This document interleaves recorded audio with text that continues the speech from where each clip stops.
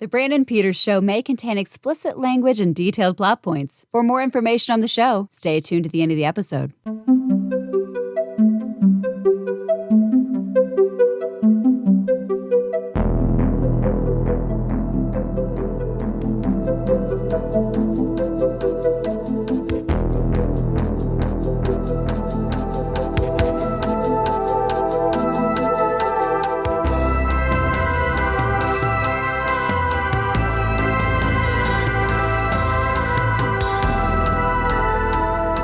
And now, here's Brandon. Welcome back to Old Teen Show. I'm Brandon, and this is my classmate, Jessica. Hello. This edition of Old Space Show covers the first and only season of the short-lived 1992 show The Heights, the story of a local rock band, 20-somethings called The Heights, living in a suburb called The Heights. The show is called The Heights. Today we are discussing the 10th episode, Independence Day. Jessica, what's going on with The Heights this week? Sam and Lenny become roommates. Jody and Dizzy go on their honeymoon. Alex tries to convince Rita to make a clean break from her parents' house. All right. The director on this one, Steve Robman. The writers are Eric Roth and Tony Spiridakis, as per usual. Robman is a director of television, doing such classics as Family Ties, Facts of Life, Charles in Charge, 30-something, Doogie Howser, MD, Melrose Place, LA Law, Law and Order, Sequest DSV, Dawson's Creek, Party of Five, Gilmore Girls. You can see where he starts getting those teen shows. Medium, American Dreams, The OC, Las Vegas, and The Ghost Whisperer. But Man, he's got them all. Yeah. But cooler than him is our intro to the episode, which is from Ben Stiller.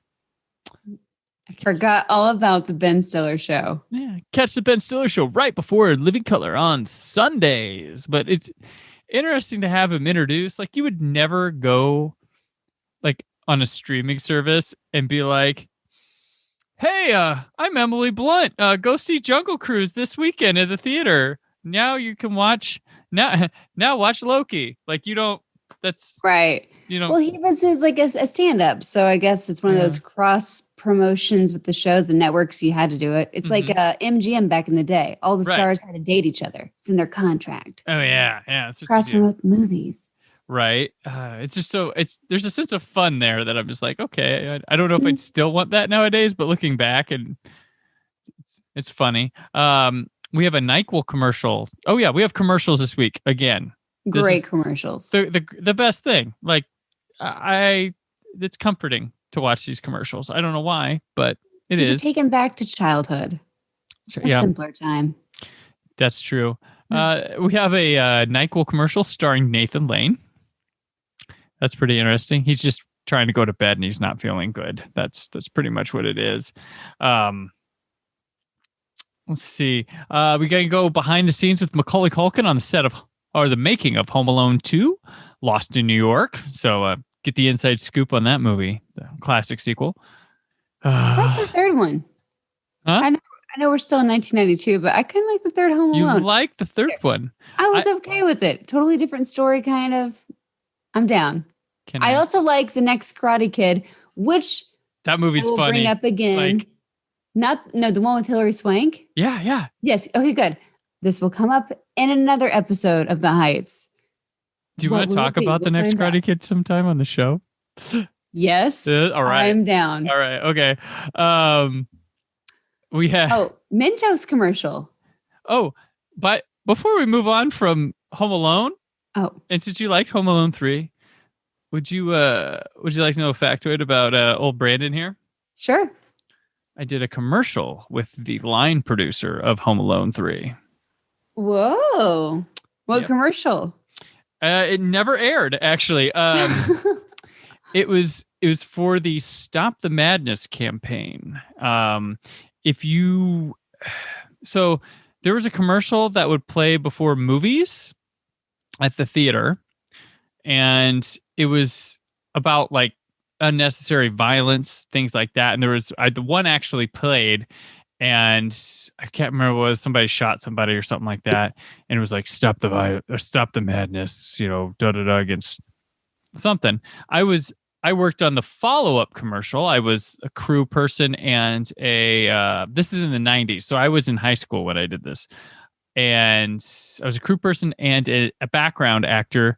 They were doing a murder scene. It was a late night shoot. It was like 6 p.m. to 6 a.m.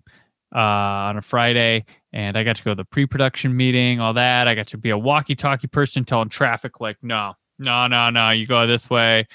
Did some other things, helping move things around, but she was the line producer on that, and she was going on from there to do Home Alone 3. That's awesome. The director of that commercial was Mark Archer, who was the producer for the movie In the Company of Men, which was the breakout film from Sundance, which was a breakout for director Neil LaBute, who's an asshole, and Aaron Eckhart, who, would go on to be Harvey Dent, Two-Face. Yeah. Who was also kind of a prick. But, so yeah, that's what I was on that project with Mark Archer, who had done the first commercial, but the second one it never aired.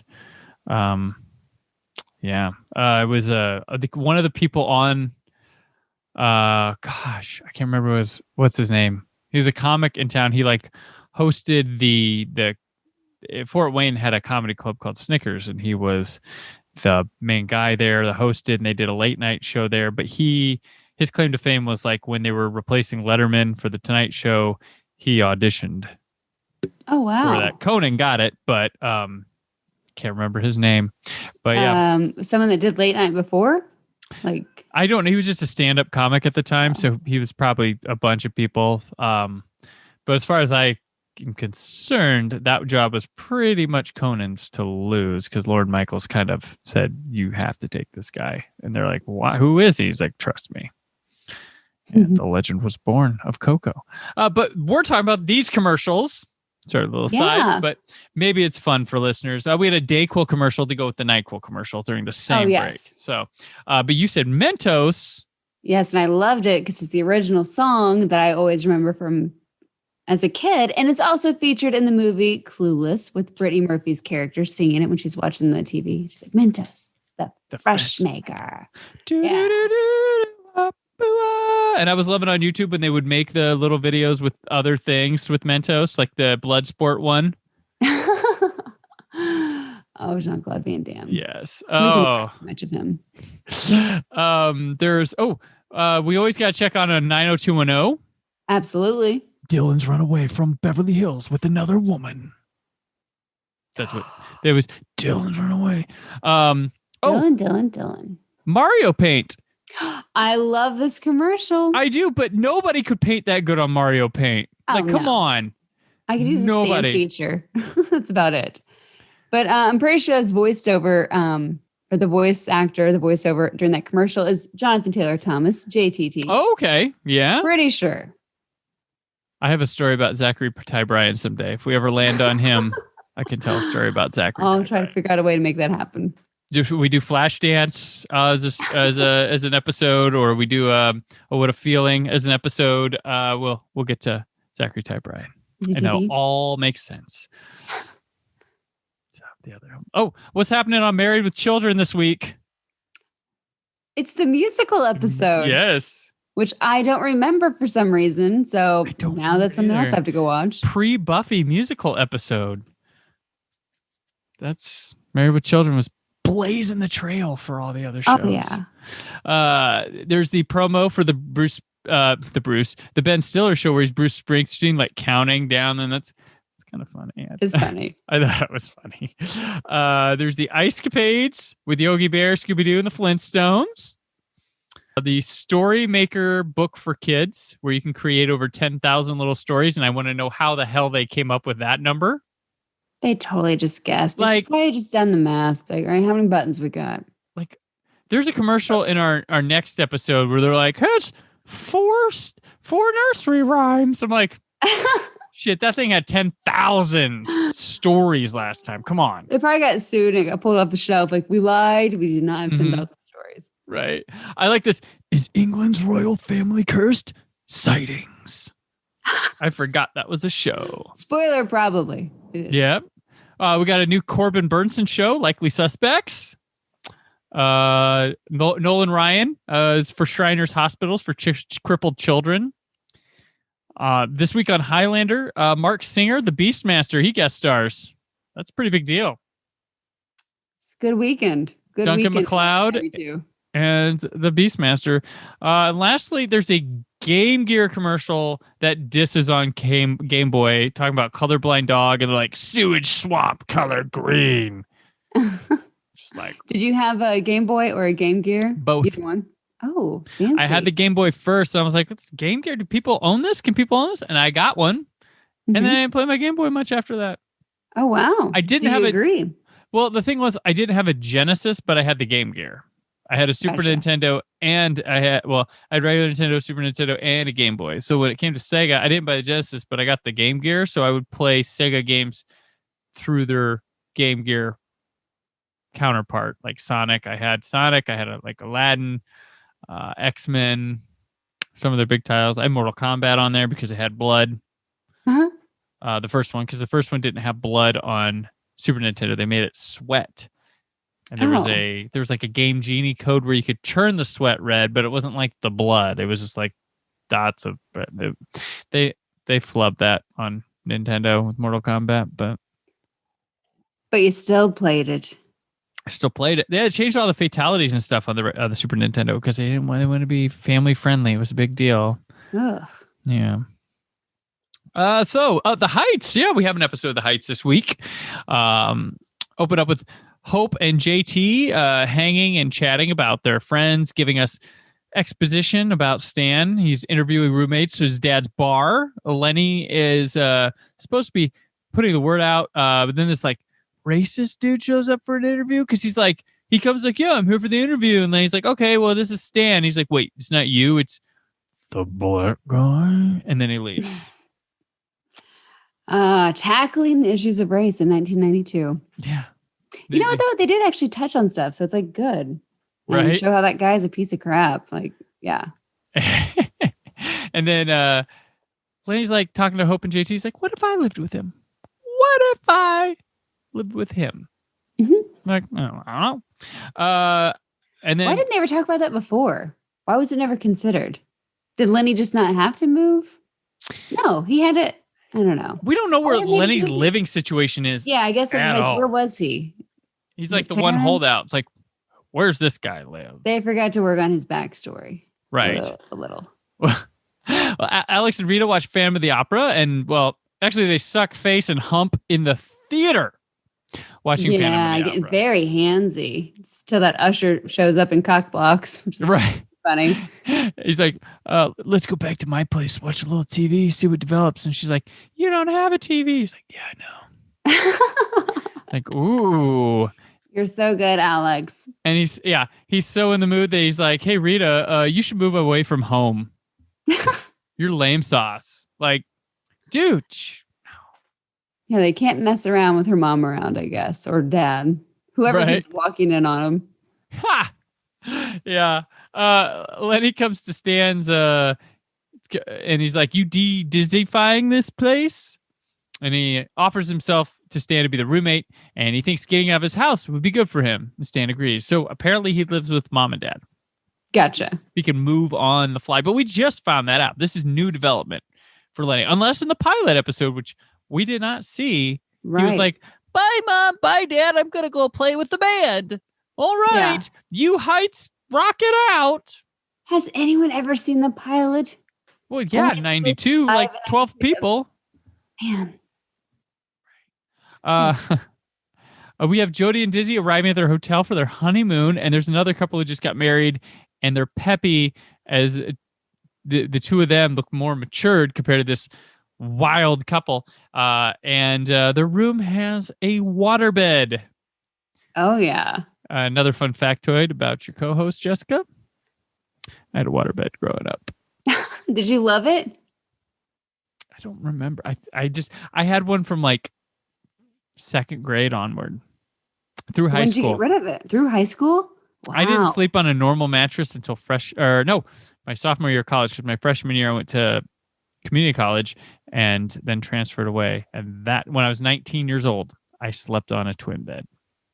Were you like, what is this? Why am I not moving? Why is this comfortable? I didn't realize sleep could be this way. Yeah, but you were the friend that had a waterbed. So I then had the waterbed. summer Yeah. party, they were like, "This is cool," because it's like a novelty. I slept on bed by myself. I didn't let people sleep on my bed for Oh the summer well, party. girls. My friend had one, and we're like, "Yeah, Yeah. waterbed. Let's be lifeguards." And pretend we're swimming with dolphins. We did all the cheesy stuff. Okay. All right. Well, I mean, people, yeah, it was a big bed. People lay on it when they were over and stuff, but it's time for bed. Get off my bed. Get off my bed. Rita has a little talk with her parents about life for her parents if she moved out. And she goes to see Alex, says, you know what? I'll stay weekends at your place. And so that's developing. Trudy from next door at the honeymoon, the young girl, she's crying the next morning at Dizzy's room with Jody. And she says they had trouble fornicating the previous night, and he's been having trouble getting it up. Jody offers up Diz to go have a chat with. His name is Ted. Ted and Trudy. Because nothing's going to help like talking to a stranger about your schmeckle. Yeah. Like, well, buddy. Yeah, how do I? Yeah. A lot of pressure. I don't know. This Ted guy who can be seen currently in Spiral from the Book of Saw, now on home video. Alex talks to Hope about Rita moving out. He thinks she's chained to her folks, and she says her and Jody once tried to get her to get an apartment with them, but she just keep making excuses, and she warns Alex that she's swimming in dangerous waters. Is it really dangerous, or does she just like to live for free at home? That's true. She's attached. I mean, yeah, I don't know. But at the same time, when you have a boyfriend and you're like 23, we will learn, you probably want a little bit of privacy. You might once in a while. Yeah. Especially with how she is. Yeah, they seem really mature. It's like at this point, you should probably not. Because what do you do? Say, I've got to go to band practice, be home late. I don't know. Yeah.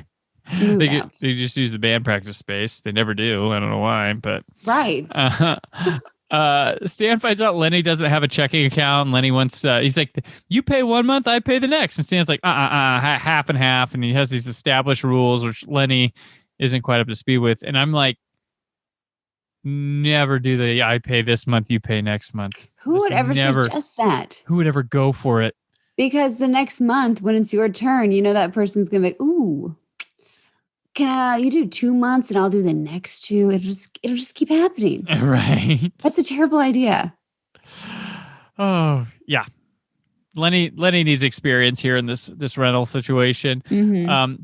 Ted and Dizzy, they're out walking and talking, and Ted mentions he was saving himself for wedding night, and they've never done it before. And Dizzy says he's putting too much pressure on himself, and Diz says it's happened to him before. Gives them some advice.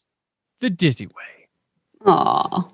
Alex has a conversation with Rita about him not being selfish and wanting her to reach her potential, and he names drops Hope was right. They fight, and she storms off like, oh, you son of a bitch. The last thing a girl wants to hear is that you were talking to her friend about her. Mm-hmm. Like, oh, did you? Yeah. And Rita confronts Hope at the Mecca, which is the clothing store she works at, and she tells him she told Alex the truth with no judgment on it. Hope plays a really good medium, like not taking a side, being responsible, owning up. Like, I like Hope, except the weakness to JT. Right. She's like, well, yeah, I said that. Like, it's true. I wouldn't say, she's like, I'd say it to your face, Also the best thing. She just doesn't lie. Yeah. No. It wasn't. Straight up. Yeah. It's the truth. Dizzy and Jody get ready for some hanky-panky. And finally. Yeah, Dizzy does a strip dance. He jumps on the waterbed and it bursts. And it's a geyser. They don't do that. If you burst the waterbed, it's like this little, it doesn't go psh. Maybe that's just how pointy he was at the time. Was he wearing like a spike bracelet, or like were they getting into some bondage stuff that he I don't I know. was thinking he was just so hard. He penetrated that, but that's fine. Was he pierced in an area we couldn't see with a stud? He very well could have been. Okay. Dizzy. Oh, Lenny tells Stan about some music stuff, but he's not amused because Lenny doesn't do the dishes. And Oh, typical roommates. You're going to run into this, right? Right. Stan is irritated, and Lenny says to lighten up. Stan tells Lenny to follow the system, and Lenny doesn't want to do it. It's not working out. Alex stops by and tells JT he doesn't want to rehearse today. So they talk about Rita. He goes, I think I screwed up, gambled, and I lost. And JT's like, leave well enough alone. You got to ride at home with mommy and daddy. And he threatens that if she does move out, she'd move in with him and his life would be macaroni and cheese with TV dinners. Him broke, her tired. He's got it good right now. Like, oh, JT. Like, they're pairing these two up hard. Like, they're like, these guys are a thing now. Okay. We're going to make them friends. Our hot guys are together. Okay. They're going to hang. So. They don't know what else to do with JT right now. Right. They don't. They went way in on him early, and it's like, we're out of stuff. Yeah. We are out of stuff. All we can have is him bounce off Alex and be around Hope. Right. Hope and Rita go to look at an apartment inside of a house, and Hope says it's her new place. She's like, I think that talk about Alex and you, he was talking about me as well. And Hope says she needs a roommate and guilts Rita into it. I don't think she was guilting her that bad. So let's do it, girl. Yeah. Like, let's live on our own. And then we'll have boys over. Boys. Dizzy is super horny, Jody convinces him they need to stop and have the room service dinner, but that room service dinner is Trudy and Ted. And Dizzy freaks out, and he's like, we're leaving now. And that was thrice, not once, not twice, but thrice. They have been stopped in the middle of trying to finally have their honeymoon intercourse. Right. Bless their hearts. And Jody's like, my husband is Italian. Mamma mia. Like, what? So I guess that just means they're angry and yelling. It's a me Mario. Like, I don't spaghetti like, outbursts. Yeah, I don't know. I didn't understand. Yeah, missing that stereotype. Sorry. Stan and Dad have a chat about Lenny not working out. He convinces him to give it time. He says a rose ain't never gonna be a daisy. And then Lenny shows up to get his stuff to move home, or so we think. And Stan gives him a talk about where he's coming from on things. And Lenny's like, "Who's leaving?" He's like, "What's with the van?" He's like, "I'm still moving in." Oh. Yeah, Stan, just because someone didn't do the dishes. It's going to be the new Joey and Chandler. The new Joey and Chandler. Well, no, the pre-Joey and Chandler, because they don't exist yet. Oh, it's true. Alex visits Rita at her parents' house, and he apologizes, but Rita says she's taking his advice and moving out. And then we get a moving montage as they play the song Lucky One. Alex sings the verses, Lenny does the chorus. Lots of your typical moving stuff, painting fights, all this montage. So toxic. Don't ever put paint in someone's face, people. Like, but the thing was, this was the episode they advertised this on. Like, and it happened in the last 4 or 5 minutes. Like, they're like, next week, friends move in together. And I was like, oh. And this is more about Dizzy and Stan living together, which I didn't know from that commercial. It was all about Hope and Rita moving in together. And most of that from that commercial is right here in this song montage. So it's like, oh, that's the end of the episode. Okay. But Alex tells Rita he's proud of her. He says, looks like you found your new independence. Oh. Yeah. So who all got their Independence Day? Just Rita, Hope, Lenny. Yeah. Mom and Dad from Rita, because they don't have to live with Rita. Yeah. What about Dizzy and Jody? Anything for them, or no? They were Independence was intruded on by Trudy. Her name was Trudy intruding. That's funny. Alex tells Rita he's proud of her. Oh, sorry, I read that again. JT and he leave to go to the bar with more respectful women. That's what they say. And then Rita and Hope cheers to their new place. I'm glad that they made them leave so they could spend the first night together as roommates. With some wine by the fire. Yes, like girls only. You don't have to be so dependent on them. So good for them. The beginning of the end. Oh, well, next time Rita's old boyfriend shows up and the second single, I'm Still on Your Side, drops. So be here for that. Big new song. But this gig's over. Till next time we play. Jessica, where can people keep up with you? Hey, I'm over on Twitter at JN Alsman and Instagram at Jessica Alsman. All right. And I'm on Twitter and Instagram at Brand4KUHD. Written work at whysoblue.com. There is more from the Brandon Peters Show this week. But until then, Brandon, how do you catch a falling star? Wait. Wow. No. Well, to do that, I talked to an angel. Thank you for listening. The Brandon Peters Show is a Creative Zombie Studios production. Produced by Brad Shoemaker and Brandon Peters. Written and edited by Brandon Peters. Announcer vocals by Jessica Alsman. Theme song by Metavari. Web design and show art by Brad Shoemaker with Brandon Peters. All music and clips featured in the episode are property of their respective studios, and no infringement is intended. Additional information on this and other episodes at BrandonPetersShow.com. For any inquiries, press opportunities, or sponsorship, contact mail at BrandonPetersShow.com. The show is available on Apple Music, Spotify, or anywhere podcasts are found.